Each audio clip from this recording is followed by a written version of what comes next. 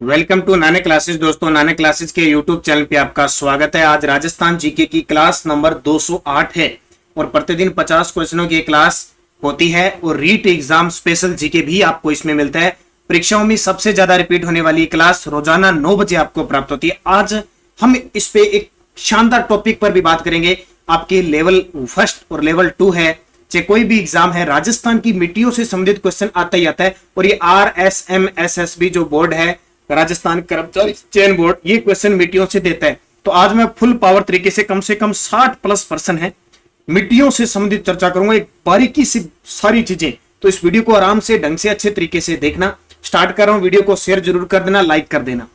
पहला प्रश्न देखिए, मैं सिर्फ क्वेश्चन और आंसर बताऊंगा क्योंकि खूब सारे प्रश्न है। मिट्टियों से जितने प्रश्न लिखते हैं, क्योंकि स्पेशल टॉपिक दे रखा है ना, मृदा व मृदा संरक्षण, उस पर पूरी चर्चा करूंगा। तो मिट्टियों का अध्ययन क्या कहलाता है? जो मिट्टियों का अध्ययन है उसे हम क्या कहते हैं? पेडोलॉजी। मिट्टियों का अध्ययन क्या कहलाता है? पेडोलॉजी कहलाता है, मृदा विज्ञान जिसको कहते हैं।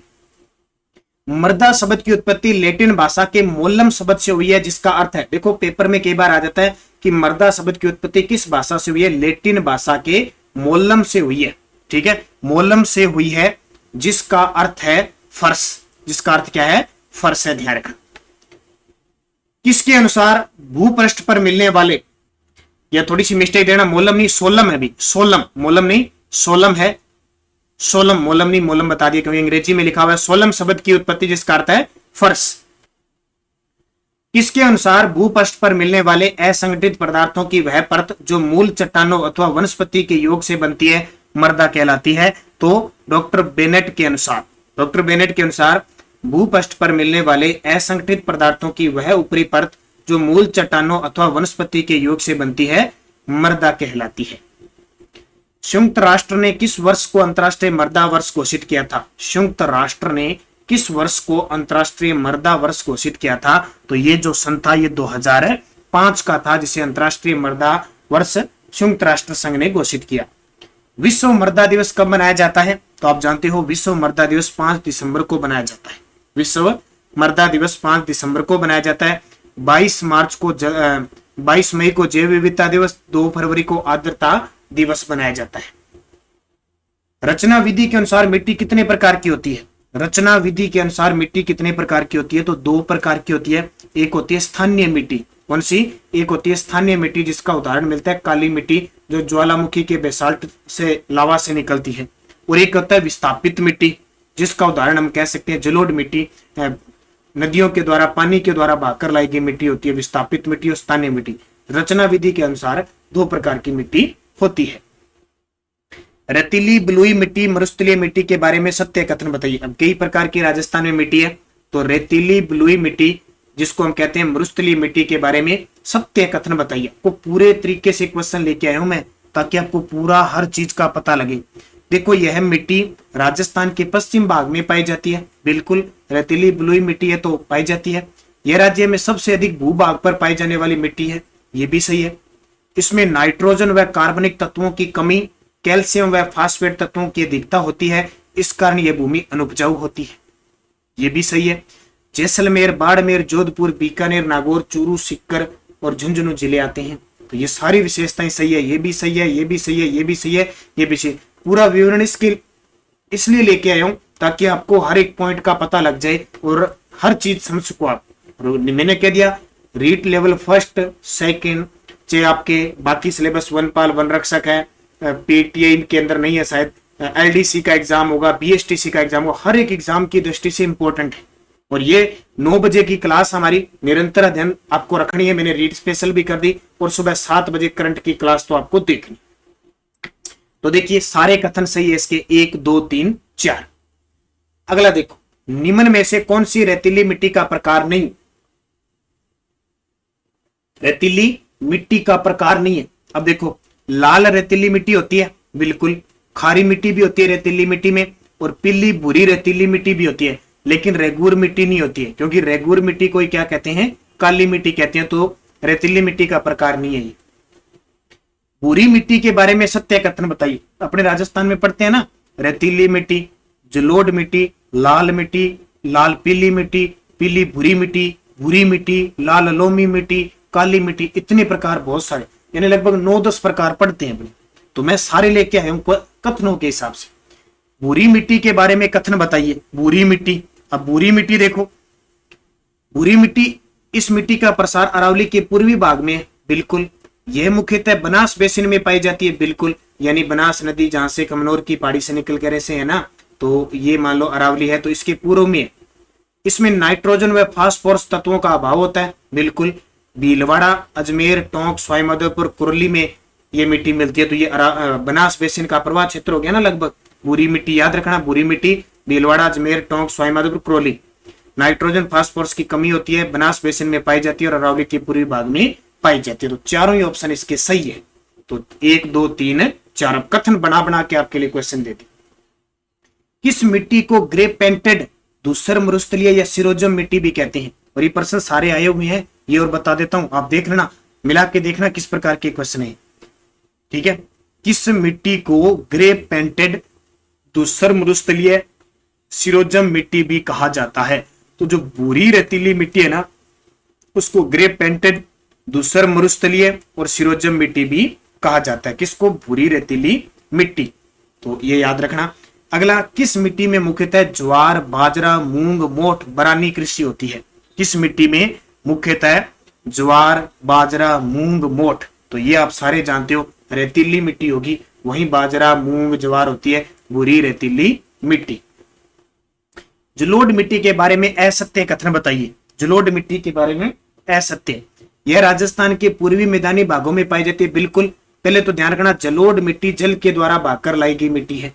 इसे कछारी मिट्टी भी कहते हैं और दोमट मिट्टी भी कहते हैं, ये ध्यान रखना। इसमें चूने, फास्फोरस, हुमस की कमी पाई जाती है, बिल्कुल।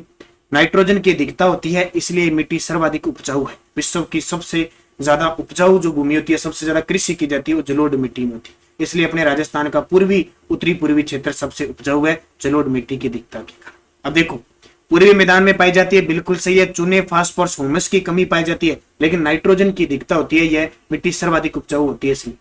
जिले जैसलमेर, अलवर, दौसा, टोंक, सवाईमाधोपुर, धौलपुर। अब असत्य ये है, क्योंकि जैसलमेर में नहीं पाई जाती, बाकियों में तो पाई जाती है, जैसलमेर में नहीं पाई जाती, तो असत्य हो गया। जैसलमेर की जगह अगर जयपुर है तो सही है। जयपुर, अलवर, दौसा, टोंक, सवाईमाधोपुर, धौलपुर। निम्न में से किस मिट्टी की विशेषता बताई जा रही है? ये जो विशेषता बताई जा रही है वो किस मिट्टी की विशेषता बताई जा रही है?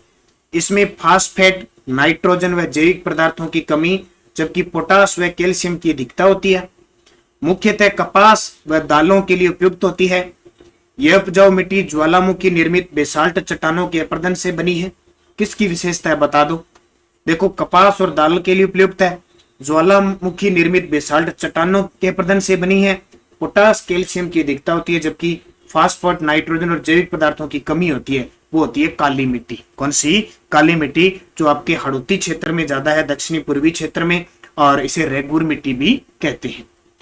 निम्न में से कौन सी मिट्टी मक्का की फसल के लिए सर्वाधिक उपयुक्त होती है? निम्न में से कौन सी मिट्टी मक्का की फसल के लिए सर्वाधिक उपयुक्त होती है? लाल लोमी मिट्टी, और ये दक्षिणी राजस्थान के अंदर पाई जाती है, खास करके उदयपुर, डूंगरपुर, बांसवाड़ा, ये जो क्षेत्र है। लवणीय मिट्टी के बारे में सत्य कथन बताइए। लवणीय मिट्टी के बारे में सत्य कथन, देखो, ये बाड़मेर, जालोर और पाली जिले में पाई जाती है। नाम सुनागा, मिट्टी खारी नदी, लूणी, लवणीय मिट्टी। इसमें सोडियम क्लोराइड की मात्रा होती है, बिल्कुल सही है। क्षारीय व लवण की अधिकता के कारण यह कम उपजाऊ होती है। इसमें केवल झाड़ीनुमा पौधे और चारागाह पाए जाते हैं, ये भी बात सही है। तो प्रयुक्त सभी है। ये मिट्टियों का टॉपिक है। आज के जितने भी प्रश्न है इनको नोट कर लेना। एक भी बार कितना भी बड़ा एग्जाम दे लेना, आपको इससे बाहर प्रश्न नहीं पूछेगा। वो घुमा फिरा के प्रश्न दे सकता है, लेकिन ये जो मैं आपको कंटेंट दे रहा हूं, इससे बाहर क्वेश्चन नहीं आएगा। बस आपको पढ़ना निरंतर है। ये 9 बजे की क्लास आपके लिए रामबाण है, और सुबह 7 बजे की तो है ही है। लिथोसोल्स किस मिट्टी का वैज्ञानिक नाम है? सुना होगा आपने नाम। लिथोसोल्स किस मिट्टी का वैज्ञानिक नाम है? एक बहुत सारे विद्यार्थी कुछ कमेंट करते रहते हैं उल्टे सीधे, तो आप ध्यान रखना, कई बार शब्द लिखा होता है उसको गलत पढ़ा जाता है, ये मानवीय भूल है। ये आप ध्यान रखना। सारे विद्यार्थी जितने भी हैं, सारे बुद्धिजीवी हैं, शिक्षा जगत से आप जुड़े हुए हैं, तो आपको थोड़ा कॉम्प्रोमाइज करना जरूरी है। कई बार मिस्टेक हो जाती है, लिखने में भी हो सकती है, बोलने में भी हो सकती है। जब खुद पर बात आती है, जब हम इस तरह का सिस्टम करते हैं तो हमें पता लगता है, लेकिन थोड़ा आप कॉम्प्रोमाइज कीजिए। लिथोसोल्स मिट्टी है वो पर्वतीय मिट्टी है जो अरावली क्षेत्र में पाई जाती है। एंटीसोल्स यानी पीली भूरी मिट्टी राजस्थान के किस क्षेत्र में सर्वाधिक विस्तृत है? देखो टोटल 11 से 12 प्रकार की मिट्टियां हैं, वैज्ञानिक मिट्टियों के नाम है, जिसमें से राजस्थान में प्रमुख रूप से 5 मिट्टियां फिक्स वैज्ञानिक रूप में पाई जाती है, जिसमें एक आ गई एंटीसोल्स। मैं सारी मिट्टियों के नाम बताऊंगा आपको। एंटीसोल्स जिसको हम पीली भूरी मिट्टी राजस्थान के किस क्षेत्र में सर्वाधिक विस्तृत है? तो पश्चिम भाग, अधिकांश पश्चिम भाग में एंटीसोल्स प्रकार की मिट्टी पाई जाती है। एरिडीसोल्स मिट्टी के बारे में सत्य कथन बताइए। एरिडीसोल्स मिट्टी के बारे में सत्य कथन बताइए। तो देखिए यह एक प्रकार की शुष्क मिट्टी है, बिल्कुल। सिक्कर, चूरू, झुंझुनू, नागौर, जोधपुर, पाली, जालोर आदि जिलों में पाई जाती है, बिल्कुल। यह मिट्टी शुष्क व अर्ध शुष्क जलवायु प्रदेशों में पाई जाती है, बिल्कुल उपयुक्त सभी सत्य कथन। अब आपके सामने आ गया ना कि एरिडीसोल्स मिट्टी किस प्रकार की मिट्टी है? शुष्क मिट्टी है। जयपुर, दौसा, अलवर, भरतपुर, सवाईमाधोपुर, करौली, धौलपुर में किस प्रकार की मृदा पाई जाती है? जयपुर, दौसा, अलवर, भरतपुर, सवाईमाधोपुर, करौली, धौलपुर में किस प्रकार की मृदा, यानी कह सकते हैं पूर्वी और उत्तरी पूर्वी क्षेत्र में किस प्रकार की मृदा पाई जाती है? तो एल्फीसोल्स। एल्फीसोल्स किसको कहते हैं? जलोढ़ मिट्टी को कहते हैं। जलोढ़ मिट्टी को एल्फीसोल्स कहते हैं। आप तो नाम ही याद रख लेना, जलोढ़ मिट्टी को एल्फीसोल्स कहते हैं। वर्टिसोल्स काली मिट्टी। इंसेप्टिसोल्स इसको आर्द्र मिट्टी कहते हैं, किस प्रकार की जलवायु में पाई जाती है? इंसेप्टिसोल्स मिट्टी आर्द्र मिट्टी कहते हैं, लेकिन ये उप आर्द्र क्षेत्र में पाई जाती है, ध्यान रखना। वर्टिसोल्स किस मिट्टी का वैज्ञानिक नाम है? वर्टिसोल्स किस मिट्टी का वैज्ञानिक नाम है? ये काली मिट्टी का नाम है। हड़ौती क्षेत्र, दक्षिणी पूर्वी क्षेत्र में काली मिट्टी को रेगुर मिट्टी भी कहा जाता है, ठीक है। सबसे उपजाऊ मिट्टी पूछे तो जलोढ़ मिट्टी है। सबसे नमी धारण करने वाली मिट्टी है काली मिट्टी है। काली मिट्टी में कपास, सोयाबीन, मसालेदार ये सारे होते हैं खूब। राजस्थान की मिट्टियों के बारे में सत्य कथन बताइए। राजस्थान की मिट्टियों के बारे में सत्य कथन बताइए। देखो राज्य में मिट्टी की उर्वरता पश्चिम से पूर्व की ओर बढ़ती है। याद देखो पॉइंट कितना इंपॉर्टेंट है। मिट्टी की जो उर्वरता है वो पश्चिम से पूर्व की ओर बढ़ती जाती है। बिल्कुल पश्चिम में शुष्क मिट्टी है, रेतीली मिट्टी है, धीरे धीरे पूर्व की तरफ जाएंगे, जलोढ़ मिट्टी, काली मिट्टी आ जाएगी। राजस्थान की मिट्टियों में प्राय नाइट्रोजन और फास्फोरस में कमी पाई जाती है, बिल्कुल। जलोढ़ मिट्टी एक ऐसी है जिसमें नाइट्रोजन की अधिकता होती है, बाकियों में किसी में भी नाइट्रोजन नहीं होती। राजस्थान में सर्वाधिक पाई जाने वाली मिट्टी रेतीली बलुई मिट्टी है, बिल्कुल सही है, उपयुक्त सभी कथन। अब एक एक क्वेश्चनों में 3-3-4 आपके क्लियर होते जा रहे। साइरोजेक्स रेवेरिना मृदा राजस्थान के किस जिले में पाई जाती है? और अभी आजादी के 75 साल पूरे हो चुके हैं हमारे। 75 साल 76वां स्वतंत्रता दिवस हम कल बनाएंगे, यानी आज 9 बजे की क्लास है तो कल होगे। सभी को अग्रिम हार्दिक शुभकामनाएं। इसके उपलक्ष्य में हमारे जितने भी कोर्सेज चल रहे हैं टेस्ट सीरीज 50% छूट में चल रहे हैं। जैसे किसका चल रहा है मैं आपको बता देता हूं। पीटीआई मॉडल पेपर चल रहा है, फर्स्ट पेपर सेकंड पेपर चल रहा है। फर्स्ट ग्रेड के लिए जो विश्व भारत और राजस्थान के संदर्भ में लगभग 15 टॉपिक है, उसके 15 से 20 मॉडल आपको मिलेंगे। करंट अफेयर्स के 50% ऑफ में वनपाल वन रक्षक के मॉडल पेपर चल रहे हैं। इसके अलावा राजस्थान करंट अफेयर्स की है। जल्द ही जो लाइब्रेरियन विद्यार्थी हैं उनके लिए जो राजस्थान करंट आएगा उसकी टेस्ट सीरीज हम जल्द ही ज्वाइन करने वाले हैं। तैयार रहना ऐप के अंदर। और रीड के विद्यार्थी थोड़ा सा इंतजार कीजिए, 5 से 10 दिन आपके लिए स्पेशल राजस्थान जीके की, करंट की और जो अलग से टॉपिक है आपके जीके के, जैसे मुगल वंश आ गया, संविधान आ गया, उनके टॉपिक वाइज हम सिलेबस के अकॉर्डिंग शानदार आपको टेस्ट सीरीज उपलब्ध कराएंगे। थोड़ा सा 5-7 दिन 10 दिन आप इंतजार कीजिए। देखिए साइरोजेक्स रेवेरिना मृदा राजस्थान के किस जिले में पाई जाती है? बड़े फेमस पर्सन है ये। साइरोजेक्स रेवेरिना मृदा राजस्थान के किन जिले में पाई जाती है? श्री गंगानगर के अंदर पाई जाती है। जिप्सी फेरस मृदा किस जिले में पाई जाती है? फिक्स इनके जिले याद रखने, आपको फिक्स पेपर में पूछे जाएंगे, एग्जामिनर पूछ चुका है और ये राज्य कर्मचारी चयन बोर्ड वापस पूछेगा। क्योंकि देखो वनपाल का ये एग्जाम करवाएगा, वनपाल वनरक्षक, पीटीआई, लाइब्रेरियन, एलडीसी और राजस्थान की जो रीट भर्ती है, ये सारे एग्जाम ये बोर्ड करवाएगी। तो जिप्सी फेरस मृदा किस जिले में पाई जाती है? तो जिप्सी फेरस जो पाई जाती है वो बीकानेर में पाई जाती है। देखो अंतर, साइरोजेक्स रेवेरिना गंगानगर में, जिप्सी फेरस मृदा बीकानेर में। केल्सी ब्राउन मरुस्थलीय मृदा किन जिलों में पाई जाती है? केल्सी ब्राउन मरुस्थलीय मृदा किन जिलों में पाई जाती है? जैसलमेर और बीकानेर। कौन सी? कैल्सी ब्राउन मरुस्थलीय मृदा। ग्रे ब्राउन जलोढ़ मृदा किन जिलों में पाई जाती है? ग्रे ब्राउन जलोढ़ मृदा किन जिलों में पाई जाती है? तो ये जालोर, पाली, नागौर, अजमेर, सिरोही, ABC तीनों ही। देखो ग्रे ब्राउन जलोढ़ मृदा किन जिलों में पाई जाती है? जालोर, पाली। अब देखो ये सारा एरिया गोडवाड़ क्षेत्र वाला आ गया, इधर अजमेर है मान लो, इधर इसके नागौर आ गया, इधर पाली आ गया, इधर जालोर आ गया, इधर सिरोही आ गया क्षेत्र, ये सारा क्षेत्र ही है। इस क्षेत्र को ग्रे ब्राउन जलोढ़ मृदा पाई जाती है।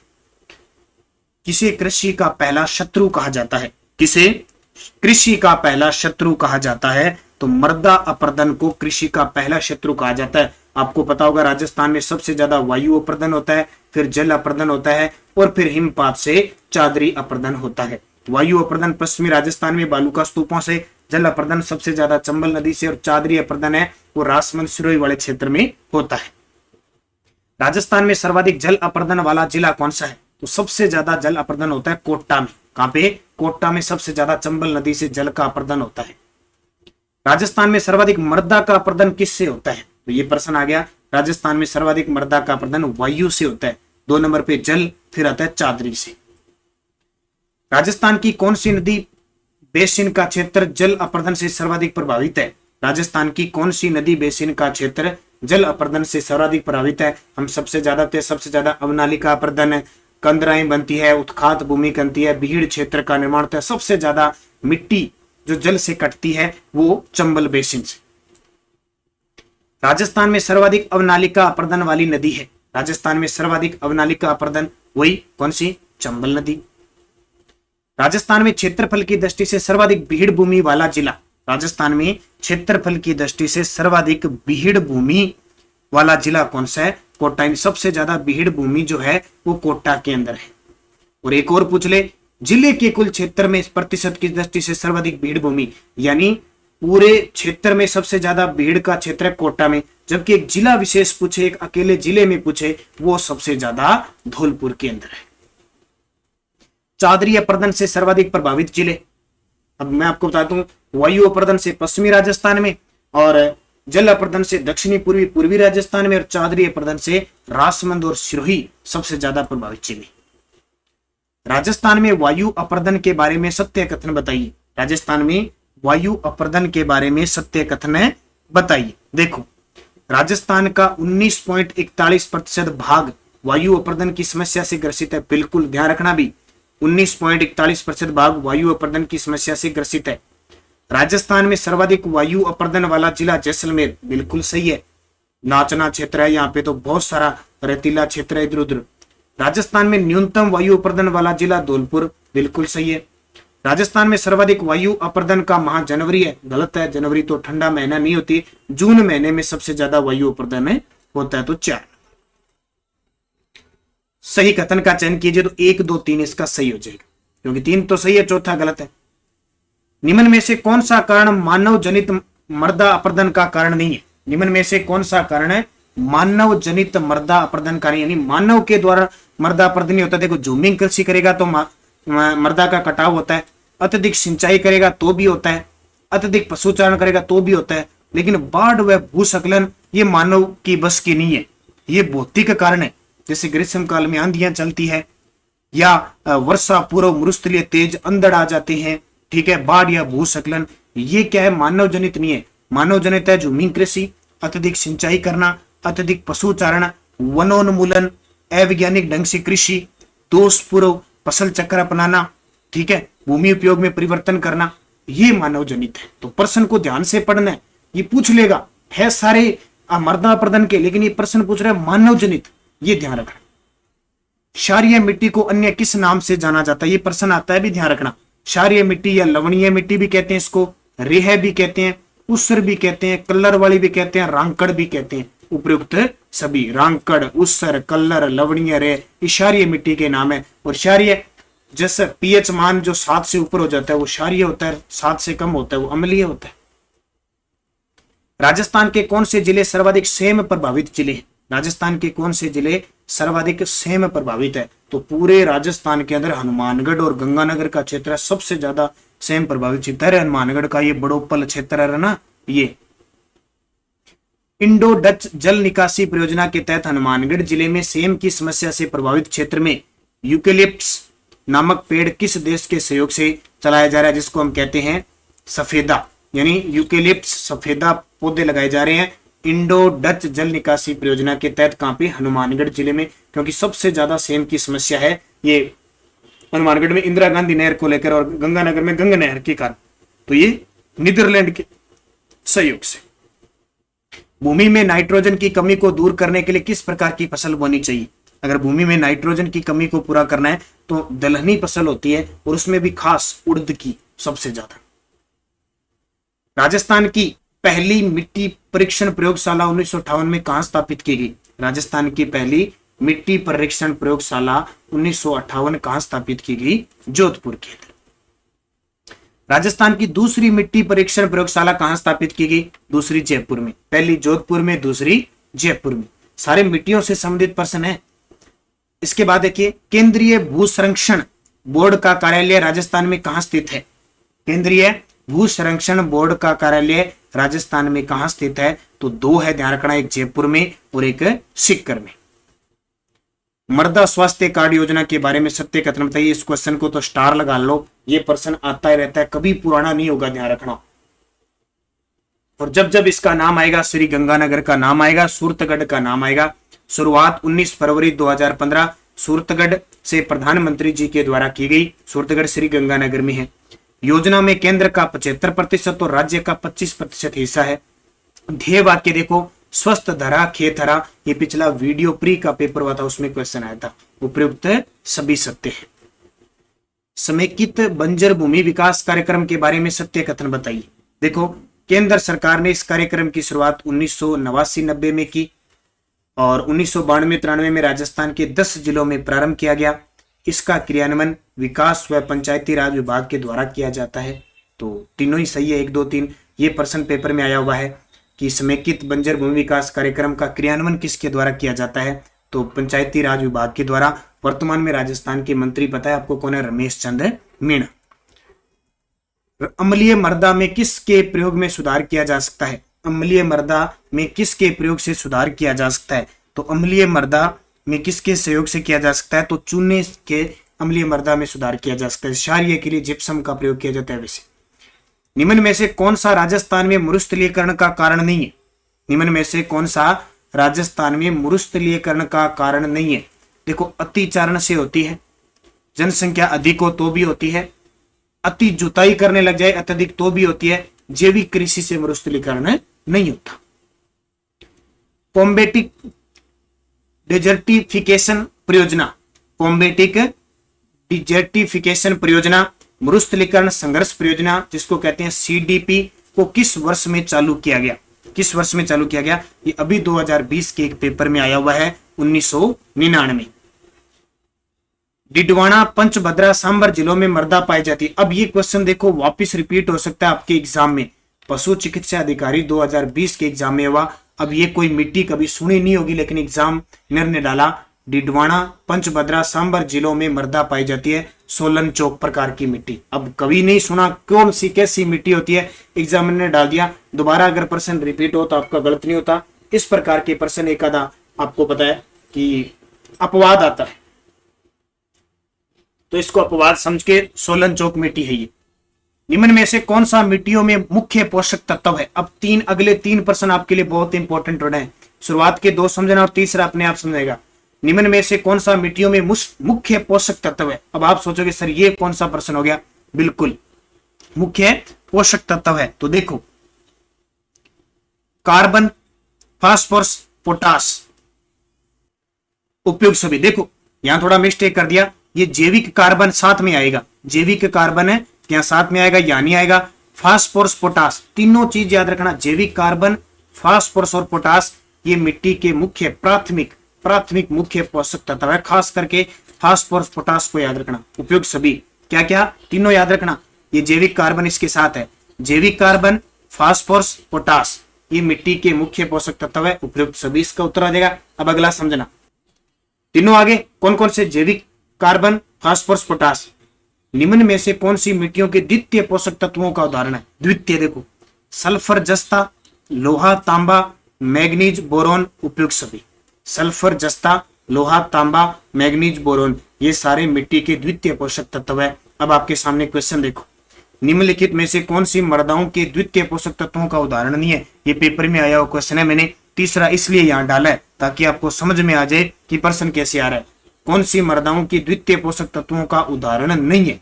देखो, सल्फर, पोटास, जस्ता, तांबा, और यहां मैंने क्या बताया, कार्बन, जैविक कार्बन, फास्फोरस, पोटास। यहाँ ऑप्शन कौन सा है, पोटास नहीं है। ऐसे प्रश्न पेपर में आया हुआ है, क्योंकि मिट्टी का टॉपिक स्पेशल है तो पढ़ लेना। मैंने जितने भी 19 में, 20 में, 21 में, 22 में कोई क्वेश्चन आया हुआ ना, वो सारे डाल दिए हैं। राजस्थान के नागौर, पाली, अजमेर और जयपुर जिले में मुख्य रूप से कौन सी मृदा पाई जाती है। अब ये जितने भी लगभग प्रश्न आएंगे सारे आयु भी है। नागौर, पाली, अजमेर, जयपुर जिले में मुख्य रूप से कौन सी मृदा पाई जाती है, तो यहाँ पाई जाती है शिरोजम मृदा। ये भी याद रखना, भी कौन सी, शिरोजम मृदा पाई जाती है। कथन 1, राजस्थान में पाई जाने वाली शिरोजम मिट्टी की उर्वरा शक्ति अपेक्षाकृत कम होती है।